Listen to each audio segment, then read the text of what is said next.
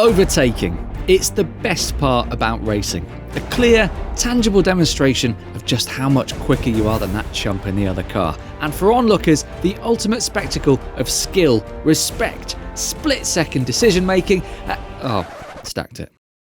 Looks like someone needs a crash course in getting past opponents. Let's do that now. As the great Murray Walker once said, you might not think that's cricket, and it's not. It's motor racing. And as he also, rather more pertinently said, catching up is one thing, getting past is quite another. In other words, before you can even think about slipping one down the inside, you need to catch up with the driver in front. In a perfect world, this just means driving faster than them until you're pressed up against their back bumper, but sadly, it never ends up being quite that simple in practice. For starters, you'll want to use the slipstream of the car in front to make up the ground between you, so stay lined up as close to their car as you can. In high downforce disciplines like Formula 1 and other open wheelers, the cars disrupt the air so much as they move through it that it actually slows down the car behind, like one boat following in another's wake on the water.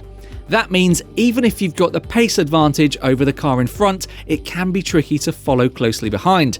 If your car has an ERS deployment option or different fuel mixes, now's the time to whack them on and turn the fuel up to max, so you'll counteract the dirty air.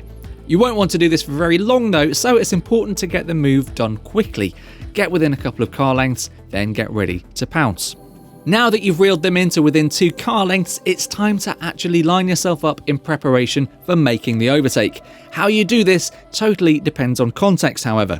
Here's the easiest way. If you're close at the beginning of a straight, tuck into their slipstream until you're about to make contact, then just pull out and make the move before the braking zone of the next turn. Usually, you'll want to pull out on the inside of them. If you don't get close enough until the end of a straight, repeat the procedure as above, but keep in mind that you've got the element of surprise on your side. There's no need to telegraph your move early if you're not intending to pass until the braking zone. The defending driver's only allowed to move across the track once to block you, so watch out for that move and adjust accordingly.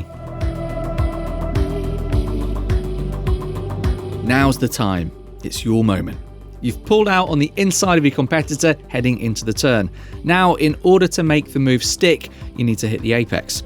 If you overshoot the corner, you'll leave a gap for them to repass you, and since you're off the racing line, you need to brake earlier than usual. There's no precise metric for how much earlier, that's where the aforementioned split-second decision-making comes in. It is important to keep half an eye on the other car in case they try something crazy through the turn to repass you, and remember you're both required to leave a car's width of space for each other on the track at all times. If you get on the power too early and wheel spin, you'll be a sitting duck on the next straight and all your hard work will have been for nothing. Now we're on to more advanced manoeuvres. Let's say the other car moved to the inside of the braking zone to block your pass. Now you're faced with the option of biding your time and waiting for an easier opportunity, or to try and get the move done from the outside. This one requires more compliance and more awareness from the other driver than overtaking up the inside. You use your track advantage to brake later than the other driver, staying level or ideally ahead as you both turn into the apex. Then force them to give you room on corner exit and accelerate away in the lead. This gets a lot easier if you're turning into S's, because suddenly the outside of one turn becomes the inside of the next, and you're perfectly positioned for the second half of the chicane. And with that, you're a verified Ayrton Senna, able to pounce on opponents, catch them unawares, and make even the unlikeliest moves stick. We're exaggerating. You have got the basics to practice with though, and practice makes for much fewer race-ruining balked pass attempts, as the famous saying goes. If you enjoyed this video, hit that thumbs up and remember to subscribe for more tips, insights from the worlds of sim racing, Shadow Project entry details, and Lando Norris kicking people out of cars in the middle of a lake. Who'd want to miss that? Catch you next time.